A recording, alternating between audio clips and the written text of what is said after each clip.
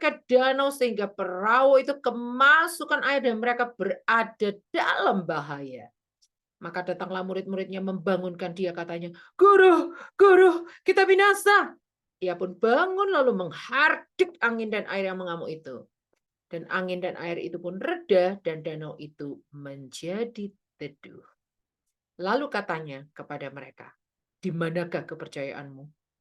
Maka takutlah mereka dan heran lalu mereka berkata seorang kepada yang lain, "Siapa gerangan orang ini?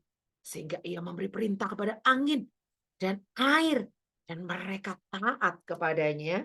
Iya, sampai di sini pembacaan firman Tuhan.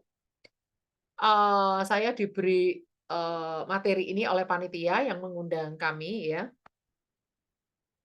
Saya mendapatkan beberapa rema di sini yang ya untuk materi ini sangat sering dikhotbahkan ya. Rema pertama yang saya dapatkan adalah bagaimana dalam perjalanan Yesus bersama dengan murid-muridnya, mereka harus menghadapi badai, mereka harus menghadapi gelombang, mereka harus menghadapi tantangan dalam perjalanan. Kalau kita perhatikan di perikop setelah itu adalah Yesus mengusir roh jahat dari orang Gerasa. Artinya perjalanan yang dipenuhi badai, perjalanan yang diterpa gelombang, ombak, sampai mereka ada dalam bahaya, ternyata adalah perjalanan menuju suatu tempat yang namanya Gerasa, di mana di situ ada menunggu seseorang yang akan mereka layani. Hanya untuk melayani satu orang saja. Yesus rela naik kapal menghadapi badai, menghadapi gelombang hanya untuk melayani satu orang saja. Dan itulah yang mungkin terkadang terjadi dalam hidup kita. Seperti Filipus, turun, meninggalkan euforia Samaria yang begitu heboh, banyak orang disembuhkan, banyak roh jahat diusir, banyak orang mengalami kesembuhan, banyak orang terima Yesus. Tetapi Filipus disuruh Tuhan turun ke Gaza, di mana dia hanya melayani satu orang saja, sida-sida dari Ethiopia.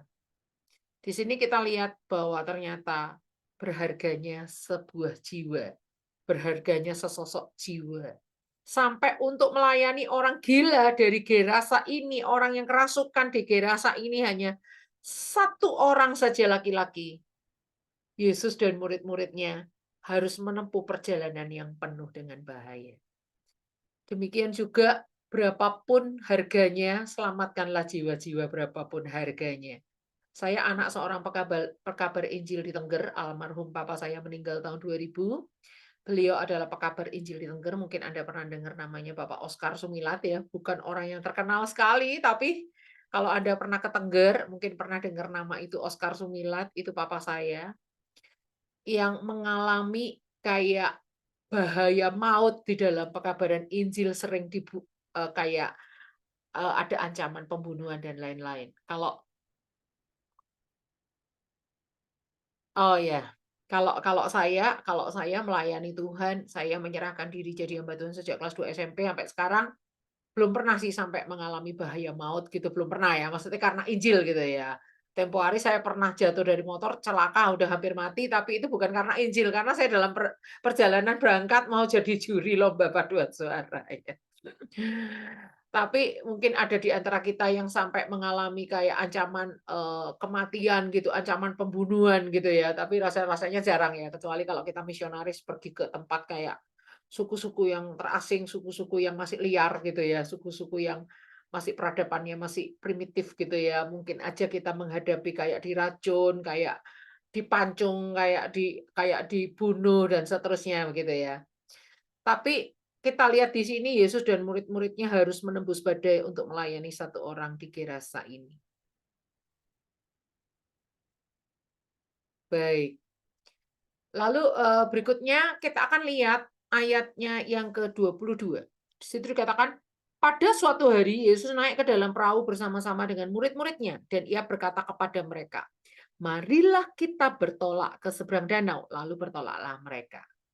Siapa bilang kalau ada Yesus di perahu kita, itu adalah aman-aman saja. Siapa bilang kalau ada Yesus di perahu kita, jalannya mulus-mulus aja. Siapa bilang kalau ada Yesus yang mengajak kita, itu pasti semuanya oke-oke aja. Ternyata ini Yesus yang ngajak, Yesus juga ada di situ. Tetap perahu mereka diterpa gelombang. Artinya, Tuhan itu nggak pernah menjanjikan jalan yang selalu rata. Saya ingat waktu SMA atau kuliah itu ada satu lagu itu ya, vokal grup Jericho itu ya. Tuhan tak menjanjikan jalan yang selalu rata, gitu ya. Lagu itu mengatakan nggak ada Tuhan itu janji selalu rata, selalu ada pelangi, nggak pernah ada hujan, selalu ada berkat terus, selalu sehat terus, nggak ada Tuhan menjanjikan gitu. Yang Tuhan janjikan adalah penyertaannya. Yang Tuhan janjikan adalah perlindungannya.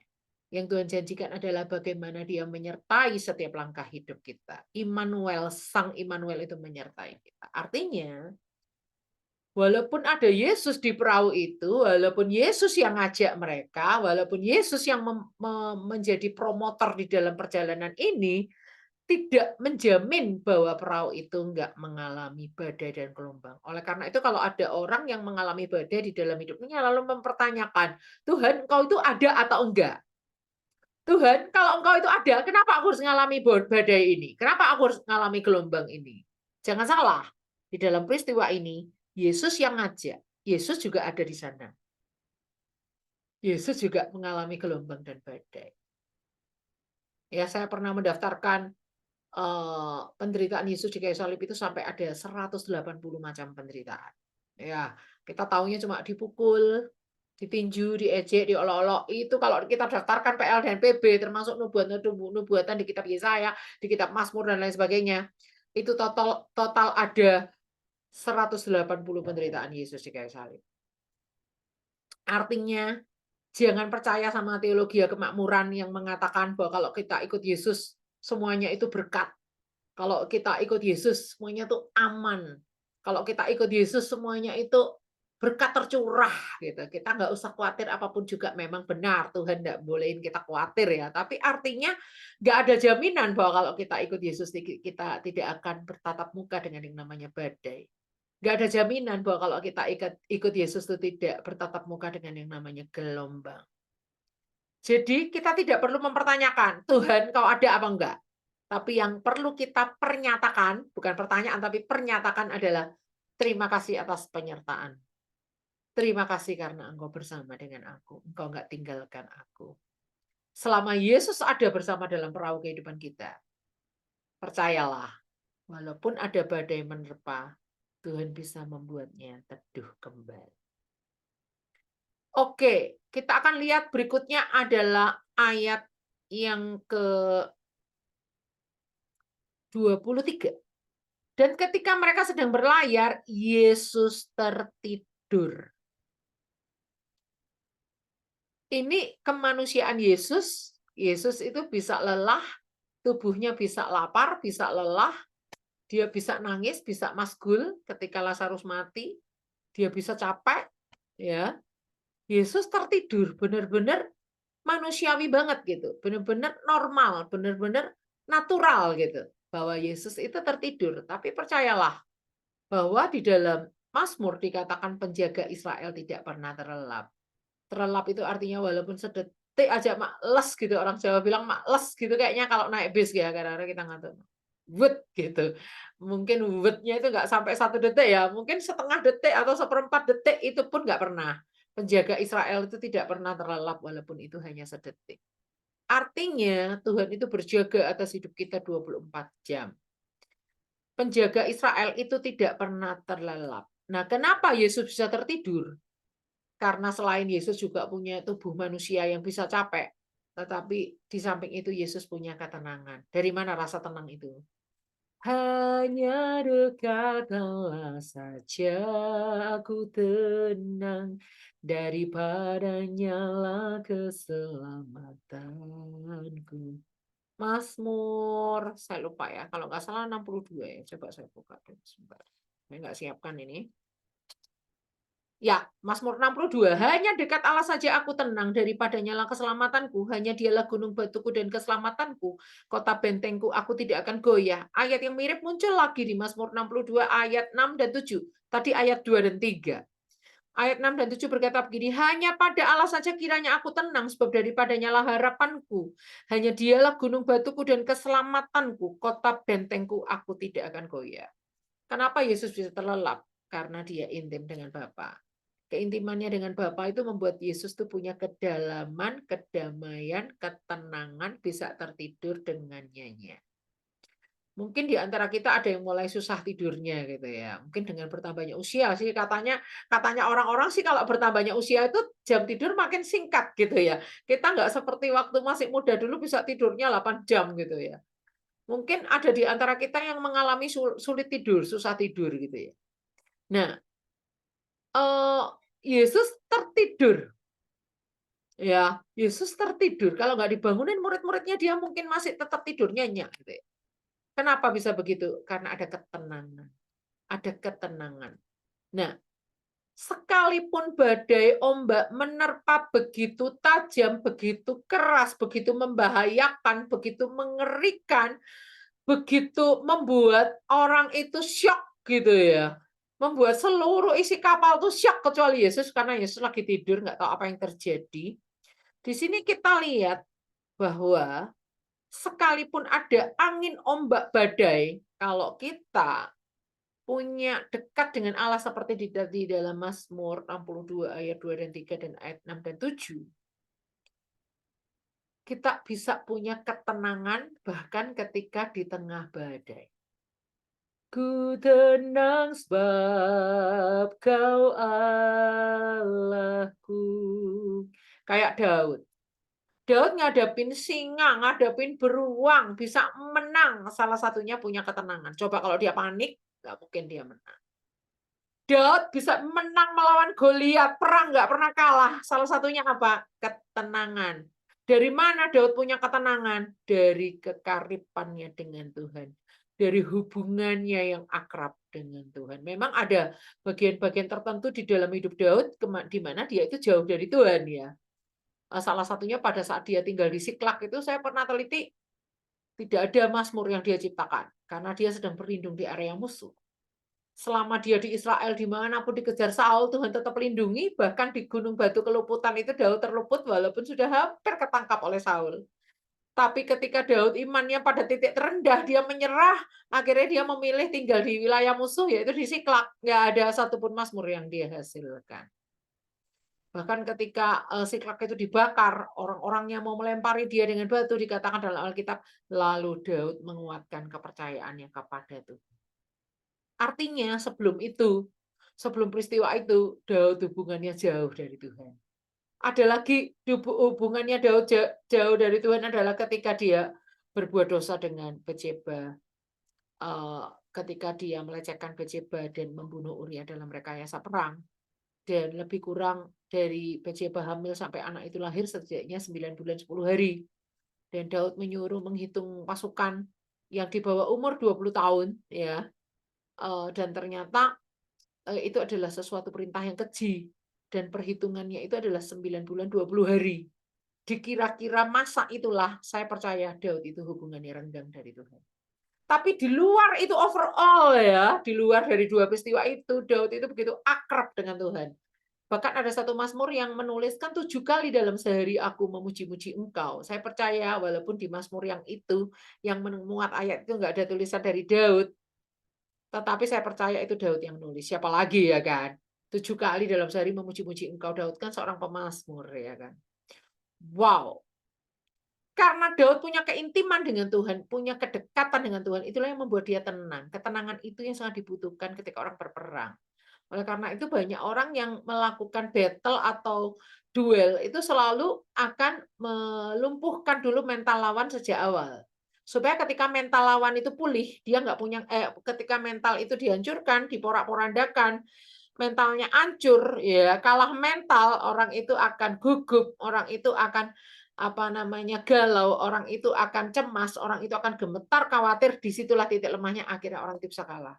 Tapi selama kita tenang, selama kita ini ketika menghadapi badai itu tenang, nggak khawatir, nggak gugup, nggak ketakutan, kita bisa melewatinya dengan baik. Karena ketenangan itu didapat dari kedekatan dengan Tuhan tadi Mazmur 62. Baik, kita akan Lanjut ke ayat 24. Lukas 8 ayat 24. Di situ dikatakan, maka datanglah murid-muridnya membangunkan dia. Katanya, Guru, Guru kita binasa. Ya, perhatikan. Hati-hati dengan perkataan kita. Karena apa? Siapa kita adalah apa yang kita katakan. Ya, karena waktu itu Yesus berkata, di manakah kepercayaanmu? Dari mana Yesus bisa menegur mereka? Di manakah kepercayaanmu? Karena kata-kata mereka, Guru, Guru, kita binasa. Siapa kita adalah apa yang kita katakan. Siapa kita adalah buku apa yang kita baca. Siapa kita adalah siapa teman-teman kita.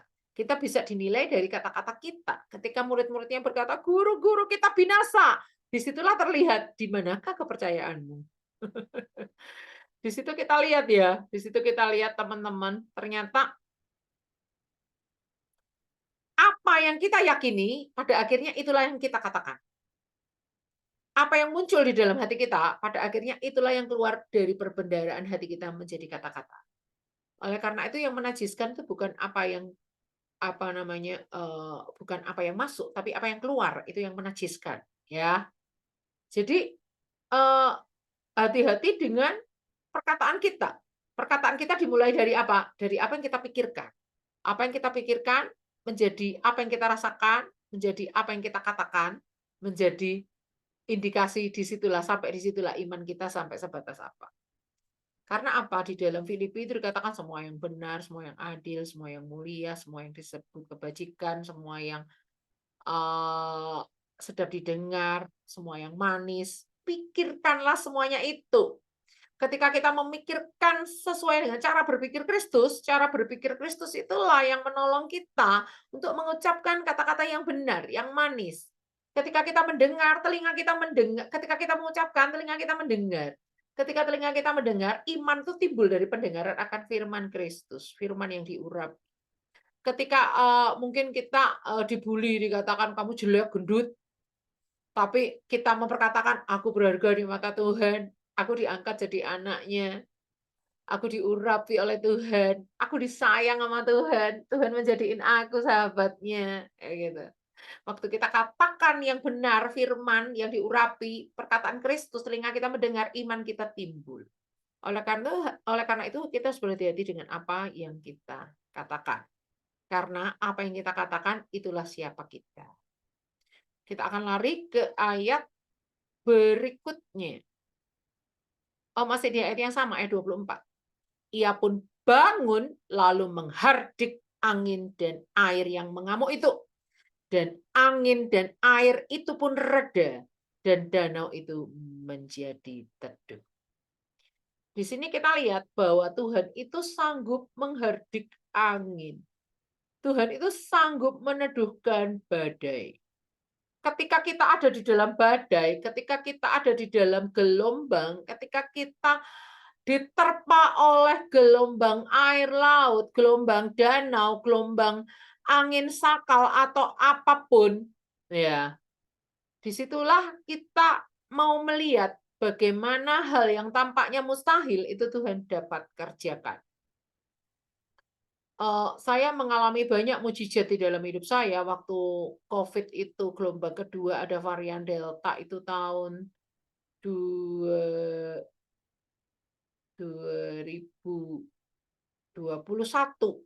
Tahun 2021 bulan Juli, itu saya terkena, COVID yang gelombang 2 yang varian Delta, itu yang menyerang otak saya sebelah kiri sini, dari leher, itu kayak ada akar 2 gitu, setinggi telinga ini yang kayak tersengat listrik gitu, gitu, sakitnya minta ampun. Teriak-teriak nggak bisa tidur beberapa malam itu sampai pagi 24 jam. Lalu saya rekam rintihan saya, ternyata dalam 1 menit ada 12 rintihan, artinya rata-rata 10 detik itu ada sengatan listriknya. Terus saya baca di internet itu kalau nggak pertolongan Tuhan saya bisa terserang stroke dan lain-lain loh itu. Karena nggak main-main loh varian Delta yang menyerang otak itu. Dokter saya pertama bilang, "Oh, ini ringan." Ketika ketemu lagi, oh sebenarnya waktu itu Ibu sedang. Ketika temu lagi dia bilang, "Bu, itu sebenarnya Ibu berat." Yang mana yang bener ini dokternya ya kan. Nah, itu saya dalam waktu 13 hari terhitung sejak saya ke dokter, itu saya dicek lab, ada pihak sponsor yang menyponsori saya untuk cek lengkap semuanya di laboratorium. Saya lupa tuh habis uang berapa juta tuh ya. Terus pada saat saya cek lab itu ternyata, eee, apa namanya, COVID-nya itu dinyatakan negatif, dokternya sampai heran. "Bu, Ibu iki ancen gustine hamba Allah sing maha tinggi tenan, Bu." Dokternya itu anak Tuhan ya di Kota Wisata Batu, namanya Dokter Aris Munandar ya. "Bu, Ibu ki ancene, hambane Gusti Allah sing maha tinggi tenan, Bu," katanya gitu. "Kenapa Pak Dokter?" "Orang nggak ada loh yang di hari ke-13 dinyatakan negatif. Itu pasti positif terus sampai lama karena tinggal kelongsorannya doang, Bu, udah nggak ada COVID-nya. Tapi kelongsorannya itu tetap terdeteksi oleh alat itu positif. Ibu kok bisa negatif?" "Ya nggak tahu," saya bilang kayak gitu. Anugerah Tuhan gitu ya. Dokternya sampai geleng-geleng. Jadi, pada saat saya terserang COVID itu saya juga udah mikir, "Waduh, saya udah mau game over ini." Saya udah WA anak saya di Surabaya yang kuliah itu, namanya Dito ya. "Dito, mama minta maaf kalau mama selama ini ada salah gini gini gini, mama nggak tahu sampai umur berapa. Tolong kamu lepasin pengampunan buat mama gini gini gini." Terus anak saya jawabannya apa? "Mama ini ojo parno ta, Ma," katanya, paranoid itu, "Ojo parno ta, Ma," katanya. Terus saya udah bilang gini, "Tuhan kalau Engkau mau panggil siap, saya sudah siap." Ternyata suami saya sama anak saya muji Tuhan pakai gitar gini di depan, pertamanya jauh di kamar anak saya, lalu, eee, saya dengar sayup-sayup terus saya bilang sama suami saya, "Pah, besok bastonnya di depan kamarku aja, walaupun kalian berdua nggak perlu masuk kamarku, tapi di depan kamarku ini aja."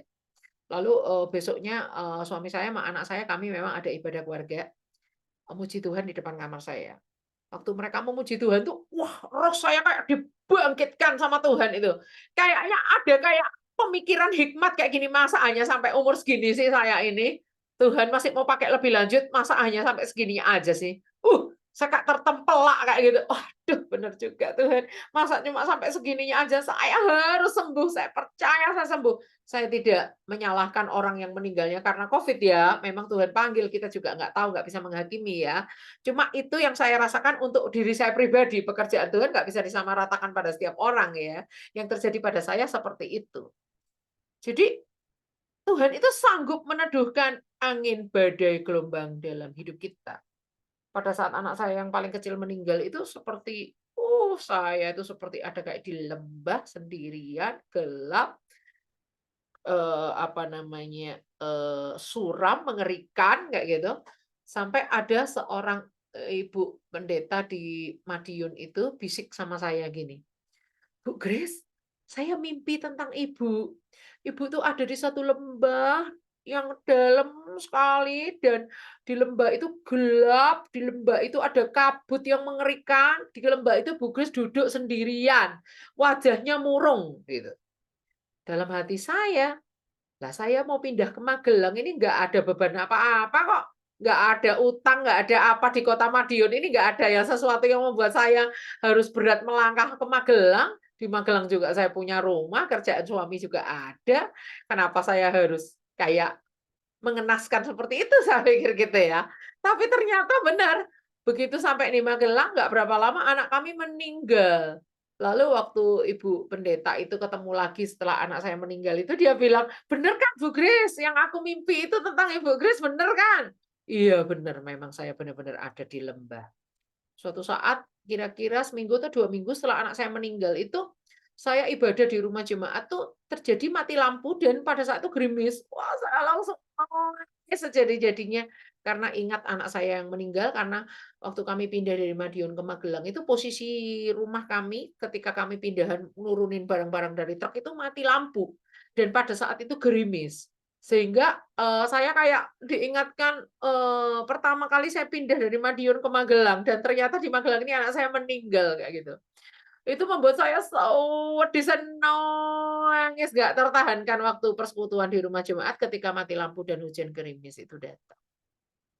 Itu saya seperti kayak ada di dalam lembah, benar-benar bayang-bayang maut. ada di satu tempat yang kayaknya hanya bersendirian dengan Tuhan. Tapi percayalah, Tuhan itu ada saatnya ketika dia bangun, dia hardik angin, dia hardik angin dan air yang mengamuk itu. Ternyata air dan angin itu bisa mengamuk gitu ya. Padahal itu cuma di danau, di sebuah danau gitu ya. Nah, Bapak Ibu Saudara, saya percaya bahwa kalau kita datang berseru kepada alamat yang tepat, yaitu kepada Yesus, nggak usah takut. Karena apa? Dialah pencipta alam semesta ini. Karena apa? Dialah pemilik hidup kita.